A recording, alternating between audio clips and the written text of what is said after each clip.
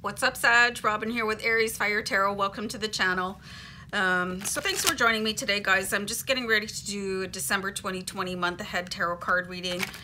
And I was guided to use the Witch's Tarot to do this read for you guys. So I hope you enjoy. Just keep in mind, it's a general reading. And this is going to be for Sagittarius, Sun, Moon, Rising, and Venus. And of course, any Sagittarius cross watchers. So I feel like I just need to roll up my sleeves here quickly. So let me just shuffle out a couple times. I really have zero small talk, so I keep the intro really short just for you first timers, just so you know why I don't go into a big long intro. So we're just gonna look at what do you need to know about the new month, December 2020 for Sagittarius, and I'm gonna do a deck cut. And we'll get right into your reading. So we have the Page of Wands here. So the Page of Wands represents fire, right? So Aries, Leo, Sagittarius. So you're having like a brand new outlook, really bright, really sunny, really like with the fire blazing higher for your sign. You could be getting really joyful messages about what's to come in for you. So really expect to feel excited and happy, and probably even meet people that will bring in that sense of excitement for you and open new doors. I feel like that little orange cat has a significance for you. You could meet somebody that has an orange cat. Does anybody have an orange cat? I used to have one, and he was just a little terror, shall we say. He had a really distinct personality, and he just, wow, he was just so expressive. Anyway, so very interesting card for you guys to start off with. Like a harbinger of good fortune, really. So let's see how you will feel in the new month 2020, and I'll pull a card for that after a deck cut. Eight of Cups. So you're being reminded, in order to start a new life, you're going to have to separate yourself from something from the past. The new you requires kissing the old you goodbye. But it could feel like a little bit of a conundrum for you, like you're really kind of stuck in place and feeling a little bit wistful and wanting to cross that bridge over to where you want to be, but something holding you back. So a little bit of a confusion for you, Sagittarius, and feeling like you don't want to leave that behind, and maybe it's time for you just to move on from a relationship or a job or something like that. But it's just so ingrained in you, you know, that it has its hooks into you to a certain degree, and just trying to keep you stagnant is the word that I'm getting. Very, very interesting here. So you could be feeling like you're stuck between a rock and a hard place, and the thing that could be holding you back is people's perception of you wanting to move on. So let's see how your relationships will be in the new month. Okay, that's why. You have the Nine of Swords. So I'm really getting here that other people's opinion of you could weigh very heavily on what you do next. So I just want to ask you guys right now, how has other people's opinions of you and the way you express yourself and the way you lead your life and the next steps, how has that benefited you so far to this point in your life? Has it been helpful, or has it been a detriment? Has it held you back? Has it made you doubt yourself? Nine of Swords, when it comes to relationships, it shows very stressful, very kind of electric, but in a negative way. And it's making you worry, and it's making you doubt yourself, and it's keeping you stuck in a past that no longer, you don't belong there anymore. You know, it's not serving you. You're not meant to be there in these still waters. You're a fire sign. You're meant to blaze new trails and move forward. But again, this sense of disapproval,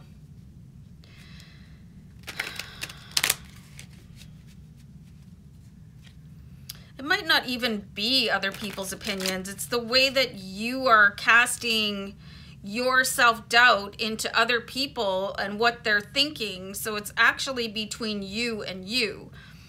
You know, it's not even that people are saying anything to you. It's like what you think that other people might think about you that's holding you stuck.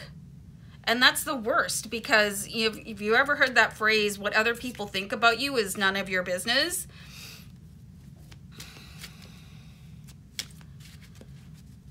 Very, very intriguing, deep.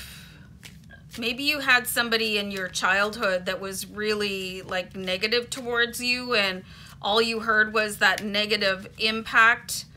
And so you've carried it with you, and it's become your internal voice, you know, and holding you back. But I don't see that you really have anybody in your life right now that is thinking or saying or doing anything that would provide this negative input. It's coming from some deep place within you that needs to be healed, because you've got, this is who you are. This is where you want to be, that joyful presence and moving forward and not being afraid. But it's your self-doubt that's coming up and kind of giving you cement shoes to a certain degree. So I'm going to pull a card for your home life. Oh, okay. Wow. You have the Death card here. So there's something in your home life that needs to go. I'm seeing some sort of memorabilia. Some of you could even, I'm getting the word shrine built up to somebody. And that could be the part that is really holding you back. Maybe it's somebody in your life that has since passed on, or they moved on, and they were that negative influence for you. And looking at it really brings up this emotion that you're probably not even detecting, because it's been so much of your inner dialogue. But it's not yours. It's borrowed from somebody else. This really probably incredibly negative person, but they still held a really like dear place in your heart, you know? This is really intense, you guys. There's something that is in your home that probably needs to go or needs to be cleansed. And when I say cleansed, you could use like a saging stick or sage incense, or, you know, charge crystals and put them around this. This could be, I'm seeing like a picture frame, or some of you could be holding like an urn or something like that. And that holds all the whispers of negativity that are coming in for you. But you're really emotionally attached to them. But you can still, 8 of Cups. You can still be emotionally attached to somebody, even if they're no longer with you. And release yourself from the negative impact that they had on you, especially when it comes to your thoughts, with the 9 of Swords. And maybe they held you back in the past. But that Death card for your home life, like something needs to change. Something needs to be, maybe you need to get a shaman in, or somebody to bless your space. Like there could be just the remnants of somebody hanging around in your home. Especially if you have like a piece of furniture, or some of you might even be living in a residence where somebody passed away, and they're sort of hanging back, providing this negative influence for you. So you might need to do like some sort of ceremony where you're asking that entity to leave, and all you have to do is ask out loud very strongly. And you could do that in every corner of the house. And, you know, if you're not comfortable doing that, you might want to ask somebody that knows what they're doing to come in and do that for you. That something needs to go. Like with this Death card, that something needs to change in order for you to continue on your path, to be this energy with this Page of Wands, being very excited, as opposed to the 9 of Swords. This is not you coming in and saying that, I don't think. This is somebody else's influence coming in. This is really deep and kind of murky for some of you, because it's caught up in childhood memories and stuff like that. But if it's going to be haunting you, you know, it's time to release the ghost, you know? So what is the overall theme of the month? You have the King of Pentacles here. So this is a really pivotal month for you, Sagittarius. You know, you're going to have to cut the cords to whatever is holding you down. And I do really get the sense that it is something that is like somebody's spirit is really trapped somewhere in your house.